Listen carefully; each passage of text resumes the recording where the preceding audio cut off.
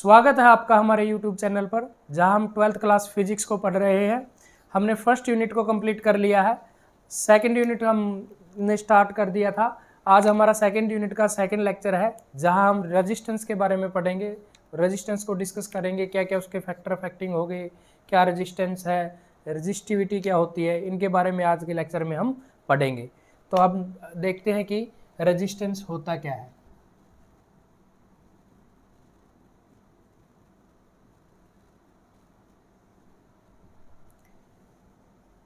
It is ability of any substance to resist flow of current। ये क्या है?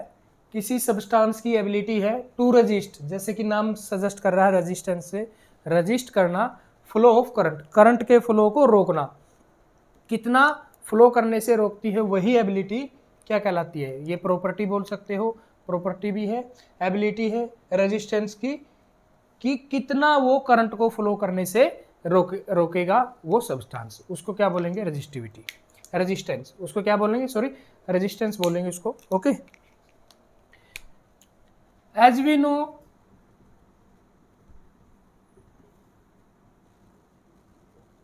पिछले लेक्चर में हमने क्या था, V इज इक्वल टू क्या आया था?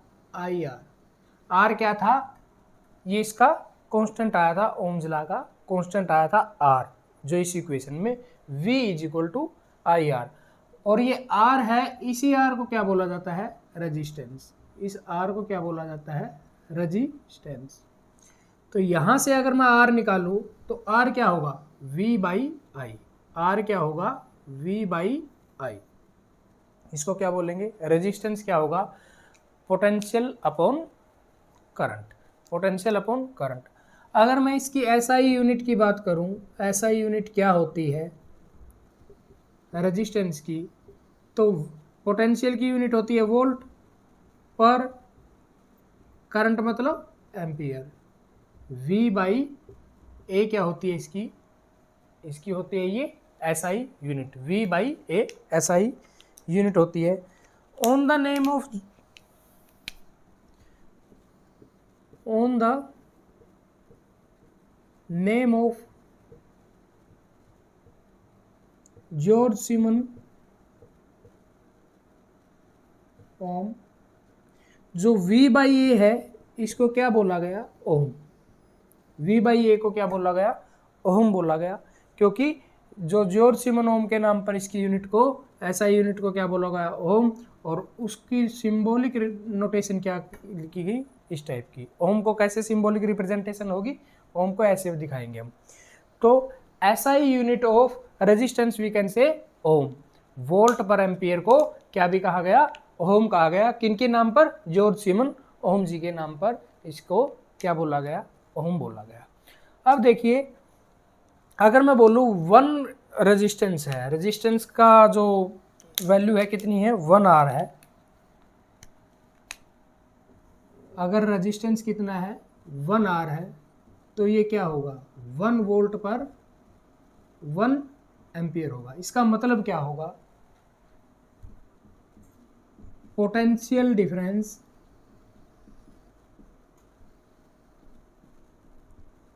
One required to flow 1 ampere current, 1 ampere current is called 1 resistance.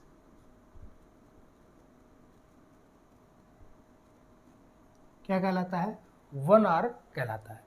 अगर इसी तरीके से मैं बोलूं कि 10 आर क्या होगा? पोटेंशियल डिफरेंस कितना चाहिएगा? पोटेंशियल डिफरेंस चाहिएगा 10 का, और करंट 1 एम्पियर करंट के लिए 10 volt upon 1 ampere current flow करने के लिए जो पोटेंशियल डिफरेंस कितना चाहिएगा? 10 वोल्ट। तो उसको हम क्या बोलेंगे?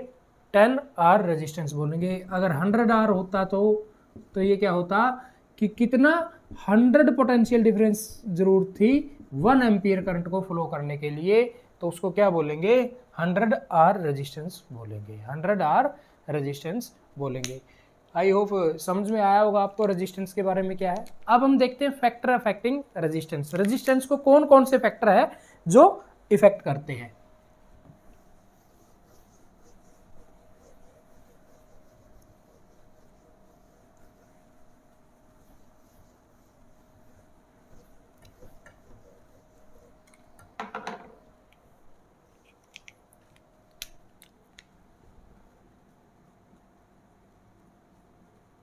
फैक्टर्स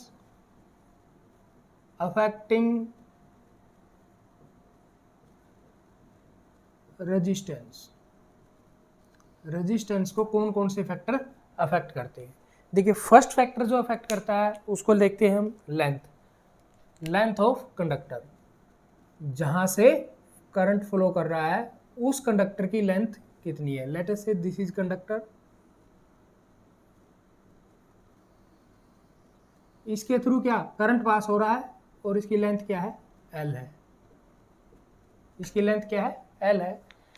तो ये लेंथ जितनी ज़्यादा होगी उतना ही रेजिस्टेंस बढ़ेगा। जितनी ज़्यादा वायर होगी उतना ही, जितनी ज़्यादा लंबी वायर होगी उतना ही ज़्यादा रेजिस्टेंस बढ़ेगा। तो क्या होगा, resistance is directly proportional to L। Length के क्या होता है, डायरेक्टली प्रोपोर्शनल होता है रेजिस्टेंस।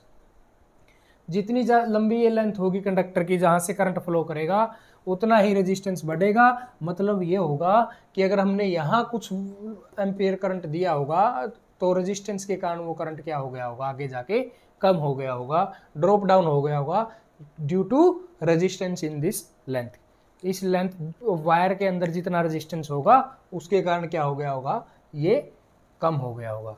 ये किस पे डिपेंड करता है, डायरेक्टली प्रोपोर्शनल टू लेंथ के। लेंथ के डायरेक्टली प्रोपोर्शनल होता है resistance. Second area, cross sectional area. Cross sectional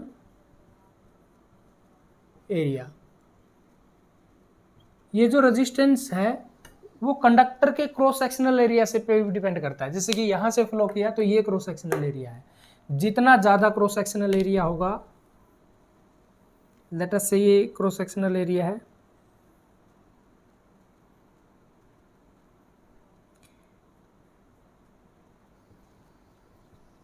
ये वाला जो मैंने शेड किया है इसको क्या क्रॉस सेक्शनल एरिया बोलेंगे।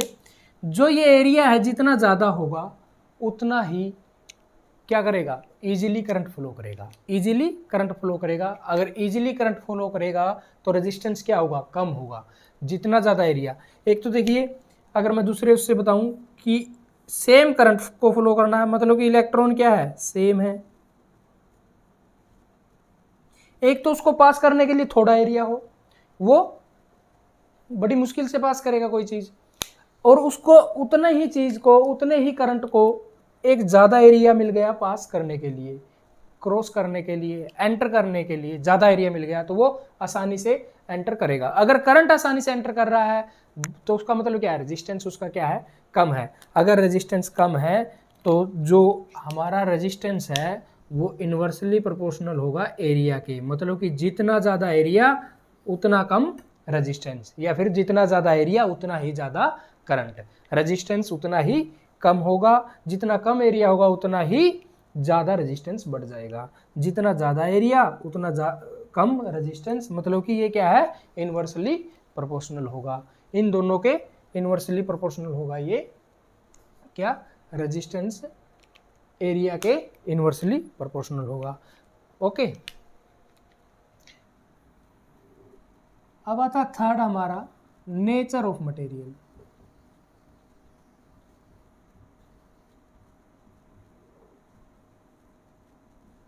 मटेरियल के नेचर पे भी ये डिपेंड करता है कि मटेरियल कैसा है।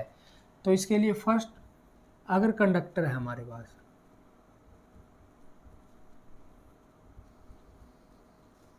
कंडक्टर है कोई हमारे पास, कंडक्टर है तो कंडक्टर क्या करता है, फ्लो ऑफ क्या करता है, करंट को ज़्यादा करता है। तो उसका रेजिस्टेंस क्या होगा, वेरी लो। उसका रेजिस्टेंस क्या होगा, वेरी लो रेजिस्टेंस होगा उसका, क्योंकि वो क्या करता है, कंडक्टर का तो प्रॉपर्टी यही है कि उसकी वो क्या करता है, करंट को, हीट को इजीली फ्लो करवाता है। तो अगर वो करंट का कंडक्टर है तो इलेक्ट्रिसिटी कंडक्टर है तो वो क्या करेगा, रेजिस्टेंस उसका कम होगा तो वो आसानी से फ्लो कराएगा। और जो वैल्यू होती है उसकी 10⁻⁻8 टू 10⁻⁻6 होती है रेजिस्टेंस की वैल्यू।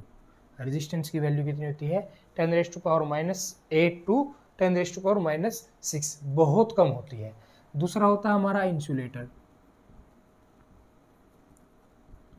इंसुलेटर क्या करते हैं, करंट को, अगर इलेक्ट्रिसिटी इंसुलेटर है तो वो इलेक्ट्रिसिटी को पास नहीं करने देंगे, इलेक्ट्रिसिटी को अपने अंदर से पास नहीं करने देंगे, तो मतलब क्या, रेजिस्टेंस उसका ज़्यादा होगा, तभी तो वो उसके अंदर से इलेक्ट्रिसिटी को पास नहीं करने दे रहे, इसलिए उसको क्या होता है, हाई होता है इंसुलेटर के लिए। और वो हाई भी कितना होता है, 10⁻⁴ से अबो, उससे ज़्यादा होता है, अबो 10⁻⁴ ओम से। Okay, third nature of material क्या आया, वो आया हमारा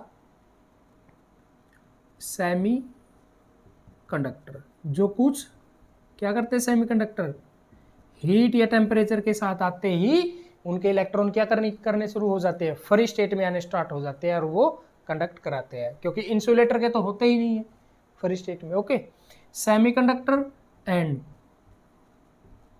अलॉयज, इन दोनों के लिए क्या होता है, मॉडरेट होता है, मॉडरेट रेजिस्टेंस होता है, मतलब कि in between insulator and conductor.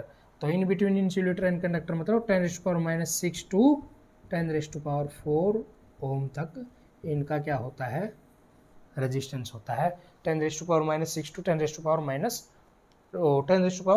तक होता है इनका रेजिस्टेंस, मॉडरेट होता है ये अलॉयज और सेमीकंडक्टर दोनों के लिए। ओके, ये है नेचर ऑफ मटेरियल के लिए। अगर मैं इसको एक ही फॉर्म में दिखाना चाहूँ, एक ही जगह दिखाना चाहूँ कि रेजिस्टेंस इनके लिए कैसे फ्लो करेगा, रेजिस्टेंस की वैल्यू क्या होगी, अगर मैं एक सिंपल लाइन में बताना चाहूँ तो देखिए, नेचर ऑफ मटेरियल में 10⁻⁸, 10⁻⁻6 और 10⁻⁴ और यहाँ से आगे चला गया। जो 10⁻⁸ टू रेजिस्टेंस की वैल्यू है ये यहाँ तक, ये वेरी लो वैल्यू है, लो वैल्यू है, ये किसके लिए होगी, हमारी कंडक्टर के लिए, वैल्यू ऑफ रेजिस्टेंस है ये ओम में। फिर 10⁻⁴ से अब जितनी भी वैल्यू जाएगी वो क्या होगी, very high,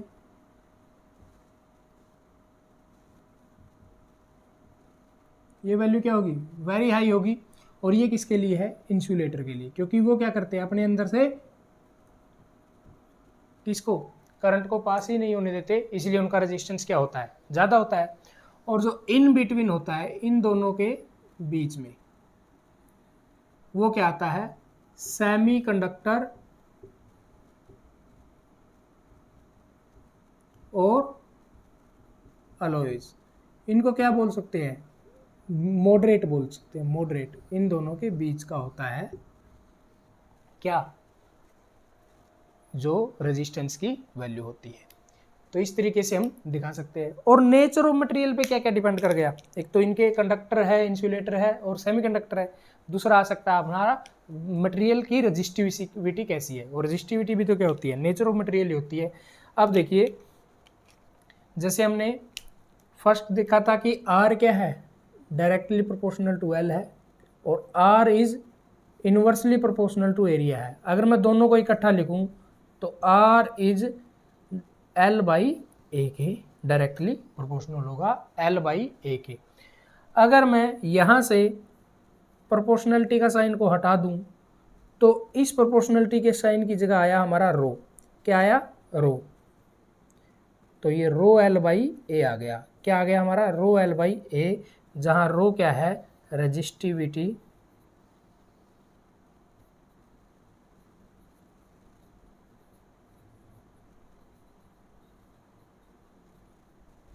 resistivity of material.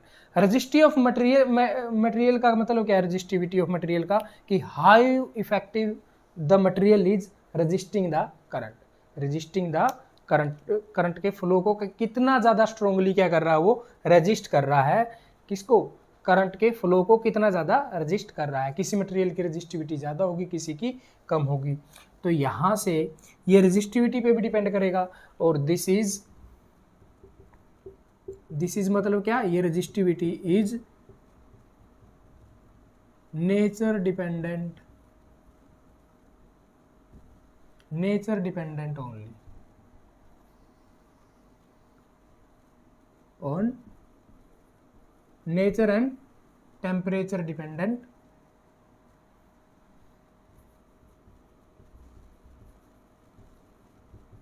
Only. Nature और किस पे डिपेंड करेगी? टेम्परेचर पे डिपेंड करेंगी, बाकी लेंथ और एरिया पे ये डिपेंड नहीं करेगी। ओके, तो यहां से अगर मैं रजिस्टिविटी निकालूं तो वो क्या होगा? R A by L. ये क्या होगी? Resistivity R A by L. और अगर यहां से मैं इसकी एसआई यूनिट निकालूं, रेजिस्टेंस की एसआई यूनिट ओम होती है, और एरिया बाई लेंथ की, एरिया अपॉन लेंथ है तो लेंथ आएगी, तो लेंथ की क्या होगी? मीटर। ओम मीटर क्या होगी इसकी? ओम मीटर होगी इसकी यूनिट। एसआई यूनिट क्या होगी रेजिस्टिविटी की? ओम मीटर। ओम मीटर रेजिस्टिविटी की एसआई यूनिट होगी। और जो क्या है? Nature dependent and temperature dependent only. Temperature पर और मटेरियल के नेचर पर ये डिपेंड करती है कौन सा मटेरियल है, मतलब कि वो कंडक्टर है, सेमीकंडक्टर है, इंसुलेटर है, इन चीज़ों पे क्या करेगी? वो डिपेंड करेगी। इसको बोलते हैं हम रेजिस्टिविटी। Okay,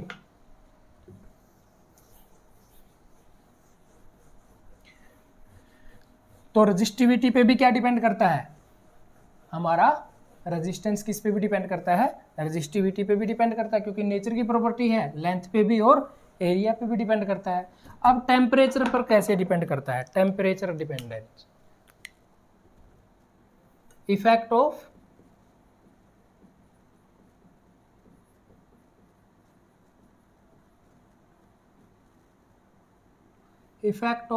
temperature.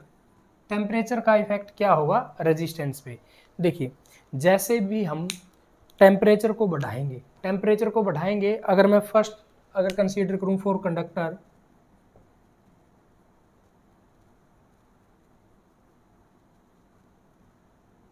कंडक्टर में क्या होगा? जो हमारे इलेक्ट्रॉन है, मोलिक्यूल्स है, वो क्या होते हैं? फ्री स्टेट्स में होते हैं। किस चीज में होते हैं? इलेक्ट्रॉन फ्री स्टेट में होते हैं। जैसे ही हम टेम्परेचर को इंक्रीज करेंगे, वो क्या करेंगे? मोशन ज़्यादा कर देंगे। मोशन को क्या हो जाएगा? ज़्यादा मोशन हो जाएगा। तो उसके अंदर क्या, मान लो ये क्या करने लगेंगे? और तेजी से घूमने लगेंगे रैंडम मोशन में। जब ये करंट इसमें फ्लो करेगा तो इनको जाने की जगह कम मिलेगी। अगर टेम्परेचर इंक्रीज किया तो क्या करेंगे? रैंडम मोशन में और आ जाएंगे। तो जब करंट फ्लो करेंगे तो वो इनको रुकावट करेंगे। करंट को अगर हम फ्लो कराएंगे तो ये मोशन में आएंगे तो वो जाने से रोकेंगे।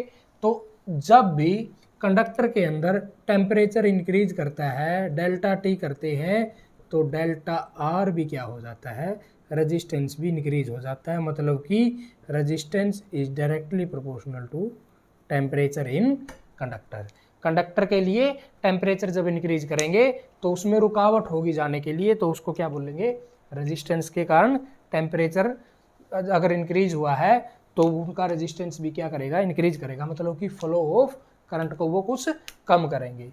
ऐसे ही अगर मैं इंसुलेटर की बात करूं, अगर टेम्परेचर इंक्रीज किया, क्योंकि there are no free electron होते ही नहीं है। अगर फ्री इलेक्ट्रॉन है ही नहीं तो वो क्या मोशन में आएंगे? क्या रेजिस्टेंस को रोकेंगे? तो इसका मतलब है कि नो इफेक्ट ऑफ टेम्परेचर को बढ़ाओ या टेम्परेचर को घटाओ, इसके रेजिस्टेंस पर कोई इफेक्ट नहीं पड़ता। रेजिस्टेंस के ऊपर कोई इफेक्ट नहीं पड़ेगा। थर्ड वन है हमारा, वो है सेमीकंडक्टर। क्या है? कंडक्टर्स। देखिए सेमीकंडक्टर क्या करते हैं, जब भी टेम्परेचर के इफेक्ट में आते हैं वो कुछ पार्ट उनका क्या करने लगता है, इलेक्ट्रॉन का फ्री स्टेट में आ जाता है, कुछ पार्ट क्या आ जाता है, फ्री स्टेट में आ जाता है। तो समहाउ दे विल क्या करते हैं, रेजिस्ट करंट, करंट को क्या करते हैं, रेजिस्ट करते हैं। Some part, some electrons gets free, free हो जाते हैं, कांटेक्ट में आते ही क्या हो जाते हैं, फ्री हो जाते हैं, और कुछ न कुछ रुकावट होती है, थोड़ा कम होती है। ओके, इसमें तो पहले ही वैसे ही सेमीकंडक्टर में से तो क्या करंट वैसे ही कम फ्लो करता है। ओके, ये है टेम्परेचर का इफेक्ट। कुछ इलेक्ट्रॉन क्या कर जाते हैं सेमीकंडक्टर में, फ्री स्टेट में आ जाते हैं। अब हम पढ़ेंगे temperature effect only for conductors.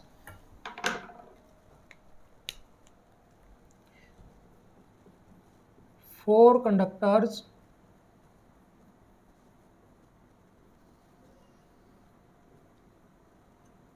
temperature dependency on resistance, resistance में टेम्परेचर डिपेंडेंसी किसके लिए, कंडक्टर के लिए क्या होगी। देखिए अभी हमने पढ़ा है कि कंडक्टर में क्या होता है, रेजिस्टेंस क्या करता है, इंक्रीज करता है, जैसे जैसे क्या करते हैं हम टेम्परेचर को इंक्रीज करते हैं। फर्स्ट अगर मैं बोलूं कि अगर मैं टेम्परेचर को क्या करूं, इंक्रीज करूं, तो चेंज इन रेजिस्टेंस भी होता है, चेंज इन रेजिस्टेंस भी क्या करता है, इंक्रीज करता है।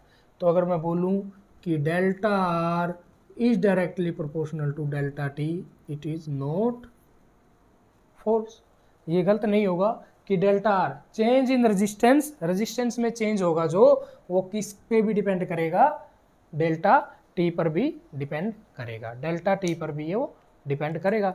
और अगर जो टेम्परेचर है उसका जो R1 है, रेजिस्टेंस R1 क्या है, जो already R1 is already presents resistance in conductor before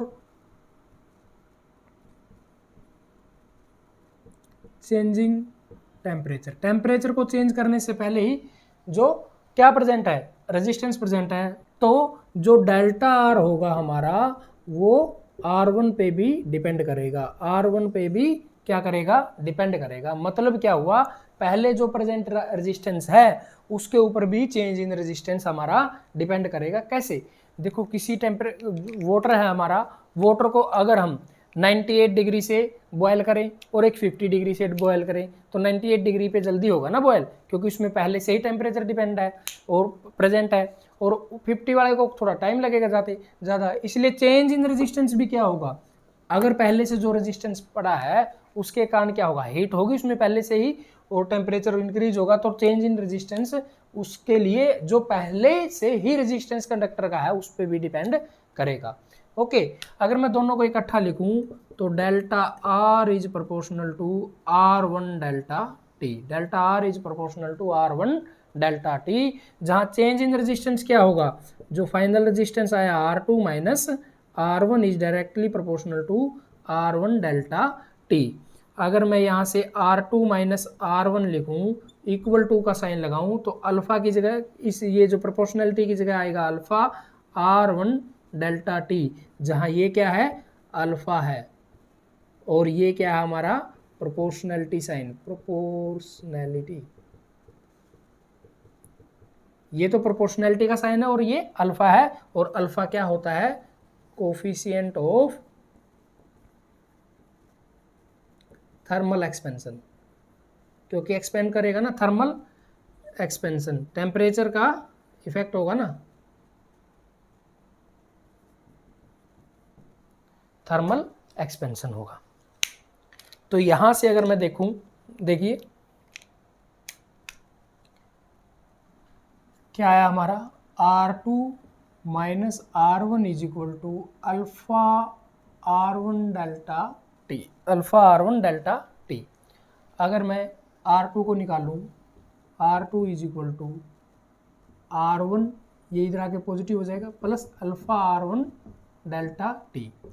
तो R2 क्या होगा, R2 होगा हमारा, R1 कॉमन आ गया, 1 प्लस अल्फा डेल्टा टी, जो हमारा R2 आएगा, जो चेंज, जो फाइनल रेजिस्टेंस आएगा R1 into 1 plus alpha delta T आएगा।